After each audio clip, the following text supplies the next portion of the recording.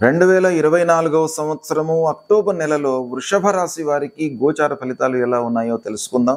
గ్రహస్థితి ఎలా ఉంది అంటే ఏ స్థానాలలో ఈ నవగ్రహాలు సంచరిస్తున్నాయి తెలుసుకుందాం. సూర్యుడు ముఖ్యంగా 5, 6 స్థానాలలో సంచరిస్తున్నాడు. అంటే పంచమ, షష్టమ స్థానాలలో సంచరిస్తున్నాడు. పంచమ స్థానంలో సంచారం ప్రతికూలంగా ఉంటుంది, షష్టమ స్థానంలో సంచారం అనుకూలంగా ఉంటుంది. అంటే సూర్య భగవానుడి యొక్క అనుకూలత 50% ఉంది ఈ మాసంలో. అంటే 16వ తారీఖు వరకు ప్రతికూలంగా ఉన్నాడు. 16 నుండి మాసాంతం వరకు, చివరి వరకు అనుకూలంగా సంచరిస్తున్నాడు. కాబట్టి సూర్యుడి యొక్క ఫలాలు మిశ్రమంగా ఉంటాయి. ఇక రెండవ ప్రధానమైనటువంటి గ్రహ కుజుడు. కుజ భగవానుడు 2వ స్థానంలో సంచరిస్తున్నాడు. ఈ 2వ స్థానంలో సంచరించడము ప్రతికూలమే. కుజ స్తంభనం కూడాను జరుగుతుంది. స్తంభనం అంటే అదే రాశిలో ఉంటున్నాడు. 2వ స్థానంలో 20వ తారీఖు వరకు ఉంటున్నాడు. 20 నుండి మళ్ళీ చివరి వరకు, మాసం చివరి వరకు కర్కాటక రాశిలోకి ప్రవేశించి స్తంభనమై ఉంటున్నాడు. ఈ స్తంభనంగా ఉన్నటువంటి గ్రహం యొక్క ఎఫెక్ట్ కూడాను ఉంటుంది. ఎందుకంటే నిర్ణీత కాల వ్యవధి కంటే ఎక్కువ రోజులు ఉంటాడు కాబట్టి ఆ నైసర్గిక పాపి యొక్క ఫలము, మనకు సంచార ఫలము ఎక్కువగా ఉంటుంది. ద్వితీయ స్థానంలో ఉన్నాడు. అంగారకుడు ప్రతికూలంగా ఉన్నాడు. ఇక బుధుడు పంచమ, షష్టమ స్థానాలలో సంచరిస్తున్నాడు. ఈ పంచమ స్థానం కూడాను ప్రతికూలంగా ఉంటుంది. అయితే ఈ పంచమ స్థానము వృషభ రాశి వారికి పంచమాధిపతి అవుతున్నాడు. పంచమాధిపతి పంచమంలో ఉన్నాడు. ఇది యోగదాయకమైనటువంటిది. గోచార రీత్యా మళ్ళీ 6వ స్థానంలోకి ప్రవేశిస్తున్నాడు. అది కూడాను బాగా కలిసి వస్తుంది. ఓవరాల్గా బుధుడి యొక్క ప్రభావం అనుకూలంగానే ఉంటుంది. గురువు జన్మస్థానంలో సంచరిస్తున్నాడు. అంటే గురు ప్రభావము ప్రతికూలంగా ఉంది. శుక్రుడు షష్టమ, సప్తమ స్థానాలలో సంచరిస్తున్నాడు. అంటే శుక్రుడి యొక్క సంచారము ప్రతికూలంగా ఉంది. శని భగవానుడి యొక్క సంచారం కూడాను దశమ స్థానంలో జరుగుతుంది. ఇది కూడాను ప్రతికూలంగా ఉంది. ఇక రాహువు ఏకాదశ స్థానంలో సంచరిస్తున్నాడు.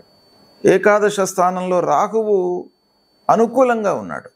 రాహువు యొక్క సంచారము, ప్రభావము చాలా అనుకూలంగా వృషభ రాశి వారికి ఉంది. ఇక కేతువు పంచమ స్థానంలో సంచరిస్తున్నాడు, ప్రతికూలంగా ఉన్నాడు. ఈ విధంగా గ్రహస్థితి ఉంది. అయితే ఎక్కువ గ్రహాలు ప్రతికూలంగానే ఉన్నాయి. ఇందులో ముఖ్యంగా సూర్యుడు 50% బాగున్నాడు, బుధుడు అనుకూలంగా ఉన్నాడు, రాహువు మటుకు ఏకాదశ స్థానంలో సంచరిస్తున్నాడు. రాహు గ్రహం యొక్క అనుకూలత ఈ వృషభ రాశి వారికి బాగా ఉంది. అయితే ఈ విధంగా గ్రహస్థితి ఉన్నప్పుడు సాముదాయికంగా అంటే సమిష్టి ఓవరాల్ ఫలితాలు ఎలా ఉంటాయి అనేటువంటి విషయాన్ని మనము తెలుసుకుందాం. 3, 4 వారాలు అనుకూలిస్తాయి. 1, 2 వారాలలో ఆరోగ్య విషయమై మీరు జాగ్రత్త వహించాలి. అంటే చిన్న చిన్న ఇబ్బందులు, ఆరోగ్యపరమైనటువంటి తలెత్తేటువంటి అవకాశాలు ఉన్నాయి.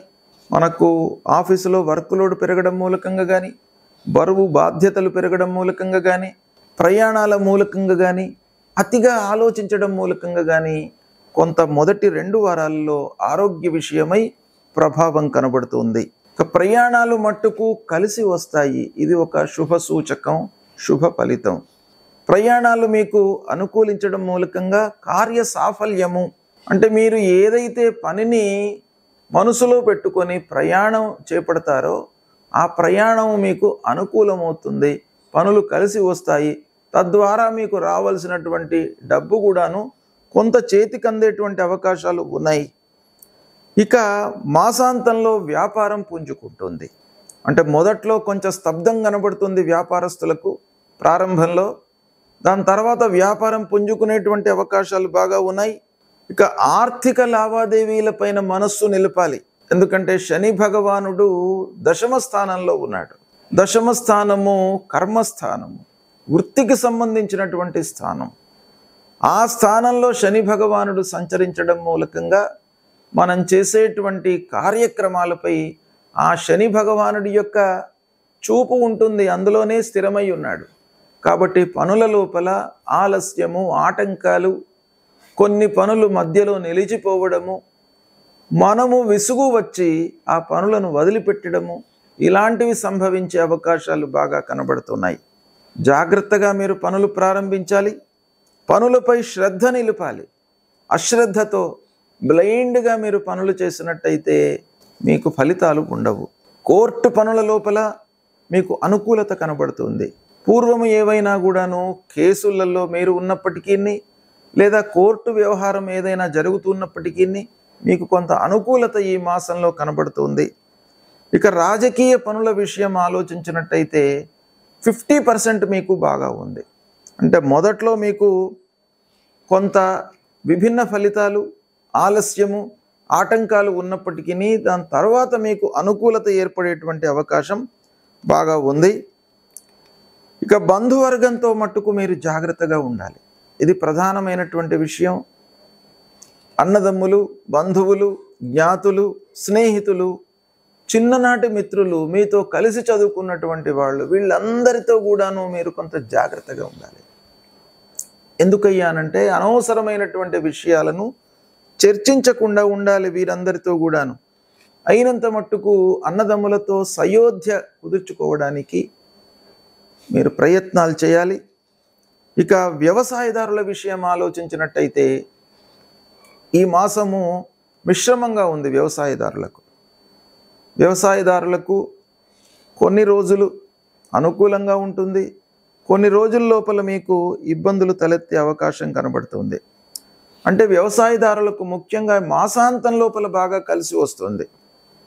కనుక వ్యవసాయదారులు మొదట్లో ప్రారంభం నుండి 20 రోజుల వరకు ఇబ్బంది పడినప్పటికీ చివరి లోపల మీకు పంట విషయం లోపలనే కానివ్వండి, అమ్మకం ద్వారా మీకు వచ్చినటువంటి డబ్బులు కానీ కొంత సంతృప్తిగానే ఉంటాయి.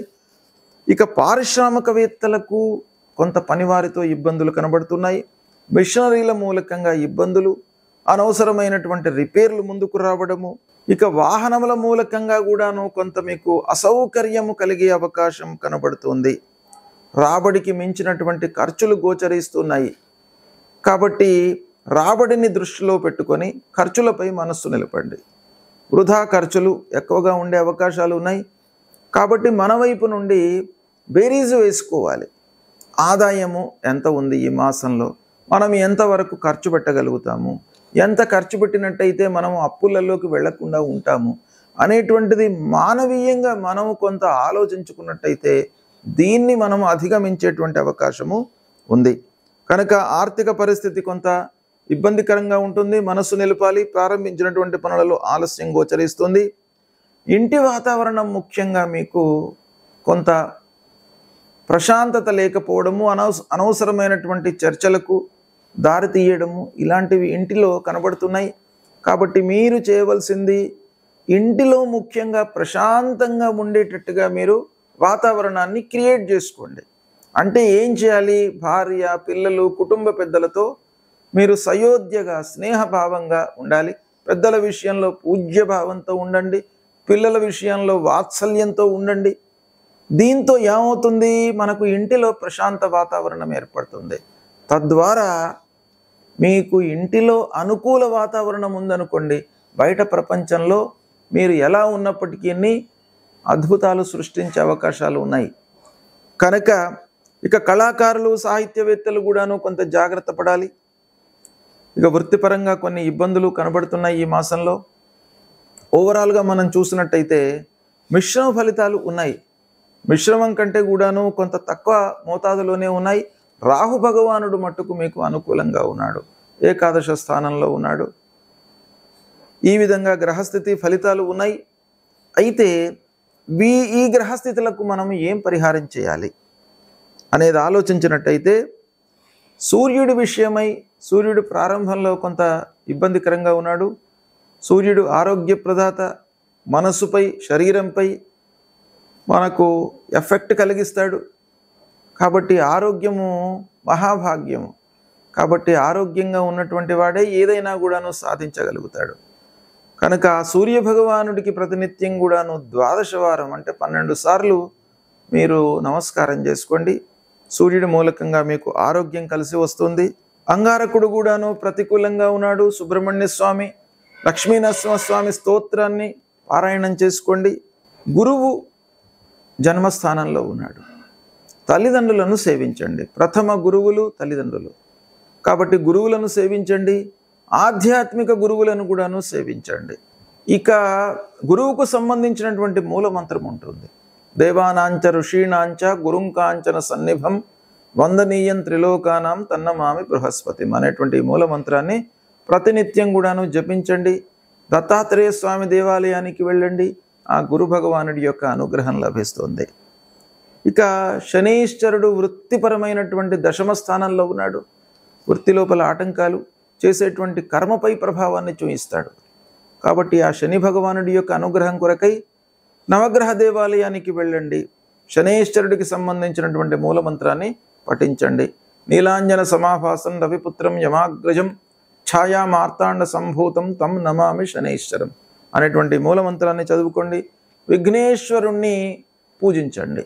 విఘ్నాలు లేకుండా, ఆటంకాలు లేకుండా, ఆలస్యం లేకుండా పనులు పూర్తి కావడానికి ఆ విఘ్నాధిపతి గణాధిపతి యొక్క అనుకూలత, అనుగ్రహం మీకు లభిస్తుంది.